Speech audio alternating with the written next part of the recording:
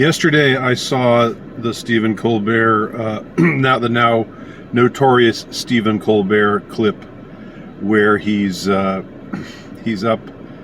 dancing, doing a little jig with a bunch of what looks like fattish men wearing like tight-looking dresses, but with a like a hat on their heads that's made to look like a needle.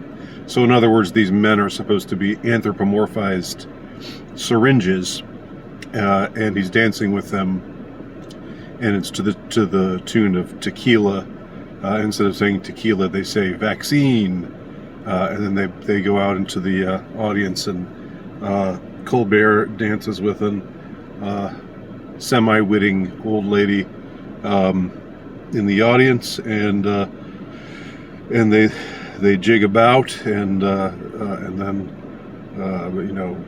that's and then they run off stage, and it's the vax scene. Now apparently this is something that Colbert has been running on his show for the last several months.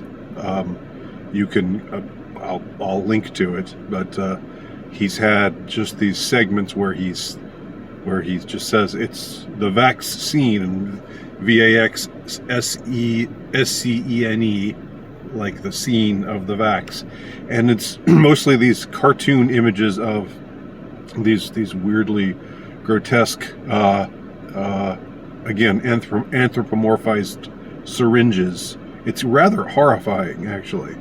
With the needles on the tops of their heads, and they're doing one jingle or another, and they're supposed to be they're all supposed to be amusing. They're supposed to be parodic, but it's obviously a spot for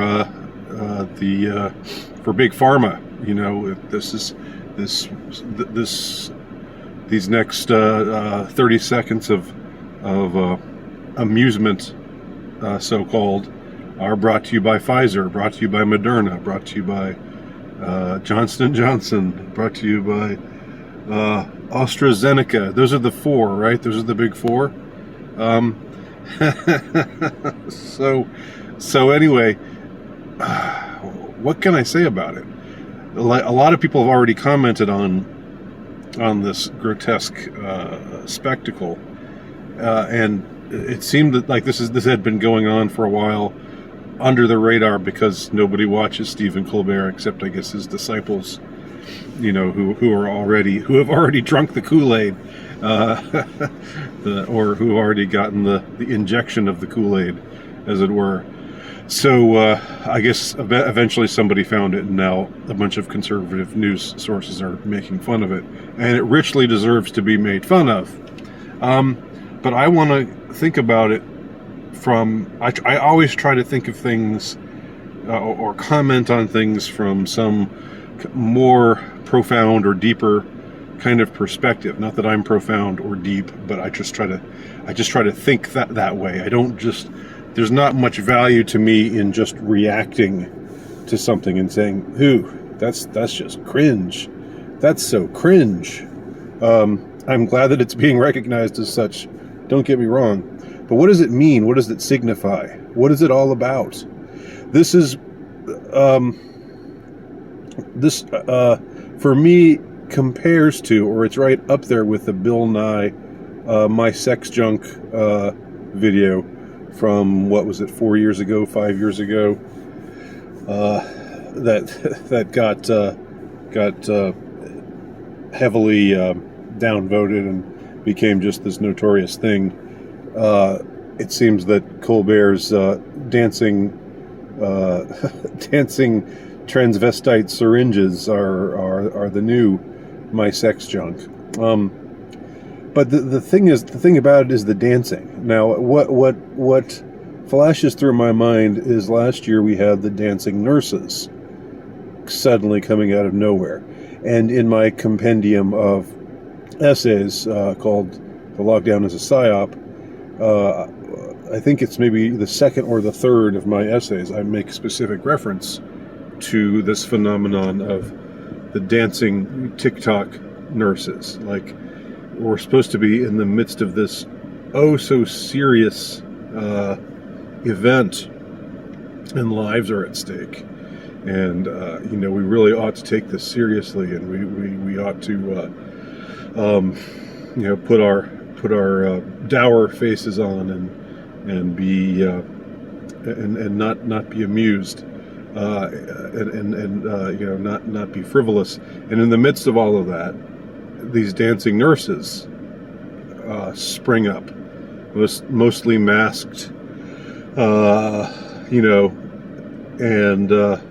it was a ghastly thing. And I commented on it before, and but now it's the return of a dance. It's like there's something in the dance, like this whole the spectacle of this entire scam, this entire operation.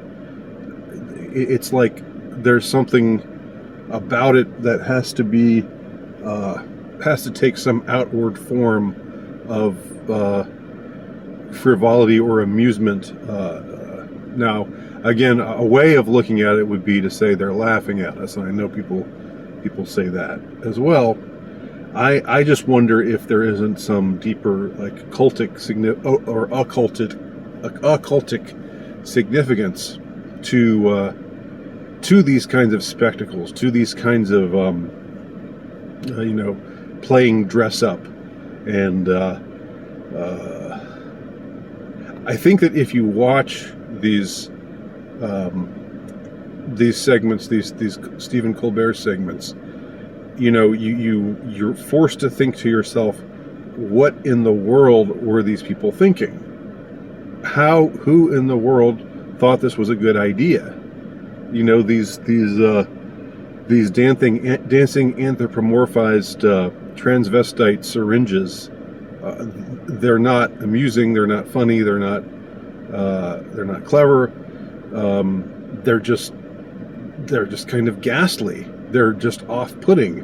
What I thought of for a second was, Paul Verhoeven is directing our present. Paul Verhoeven, who directed RoboCop and Total Recall, and who had all of these fantastic spots, these like fake television commercials that were just really tacky and I'll buy that for $1 and and all kinds of stuff like that, where it's like the whole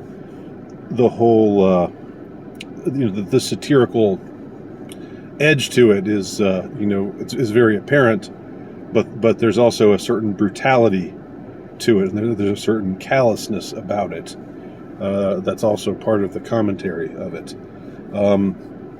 And Total Recall as well. Did I mention Total Recall? And Starship Troopers, I think, was the one that I forgot to mention.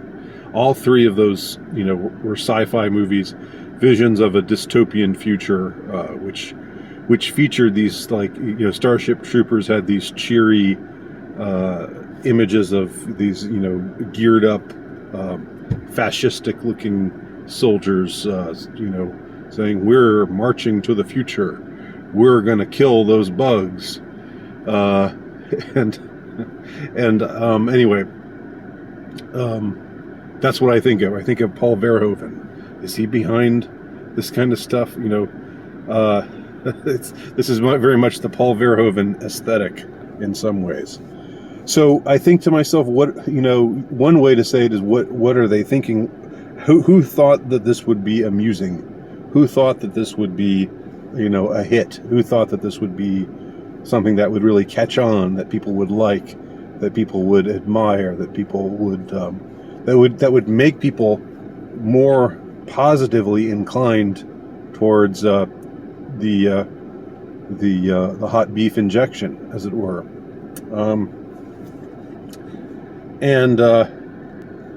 The answer is I don't know. I mean, again, it's they're laughing at us is one thing, but I am more inclined to say that something in the nature of things and the nature of reality essentially makes it so that if you are going to run a scam, you have to make it clear to the world that it is a scam. That way, you make the entire world complicit in the scam. This is what I argue in my my piece about 9/11, which you can find 19arabs.blogspot.com. The things about the official story that are so off the wall, that are so incredible, that are so unbelievable, that are so that just defy laws of physics, laws of gravity, laws of common sense. Well, the same can be said with these kinds of spectacles. Oh, this is such a time of doom and gloom and terror, and we all should stay in our homes and turn off the light and wear 15 masks and just stay put forever until we're given the all clear. However many months or years that takes. But yeah, at the same time, look at these dancing nurses. Look at how they're having so much fun in the hospital, which we're told is being swamped with so many people because of all you evil, careless, non-mask wearing, non-vaxxing people out there. And we wag our fingers at you people out there.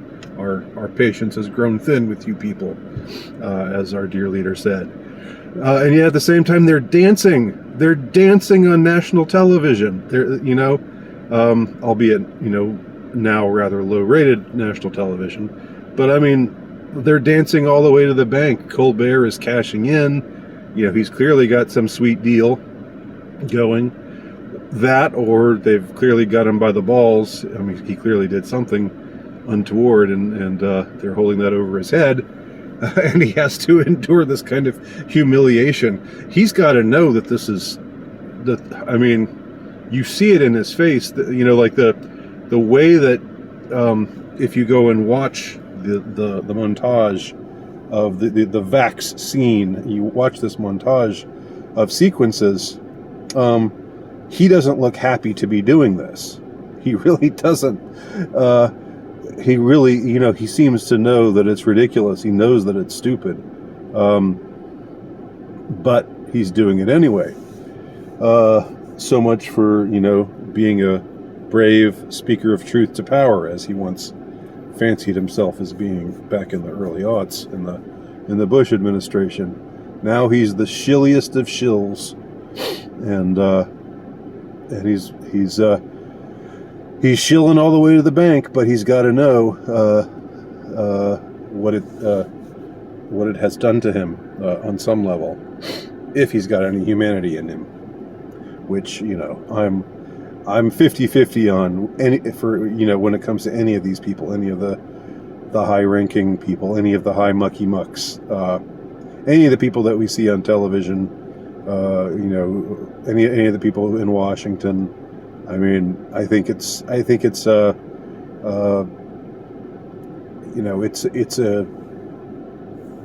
it's a push, right? Isn't that what they say? Isn't that the bookie terminology? It's a push. Like there's no line. It could go either way. It could go one way or the other. Some of these people might actually be human, recognizably human, and some of them just might be something unfathomably and appallingly alien. And Colbert is right there. He's right in the middle of it all with his stupid nerdy glasses and his goofy know-it-all kind of demeanor and visage. So anyway, why all the dancing? Why the dancing? Why is it, why dancing through a so-called pandemic? It's a pendancic, right? I'll link to my piece from that I wrote last year about the dancing nurses. But I'm open to and interested in any input y'all might have, so leave your comments below. My name's Andy Nowicki. You can look up my work at altrightnovelist.com. Please find my latest book, The Insurrectionist, at terrorhousepress.com.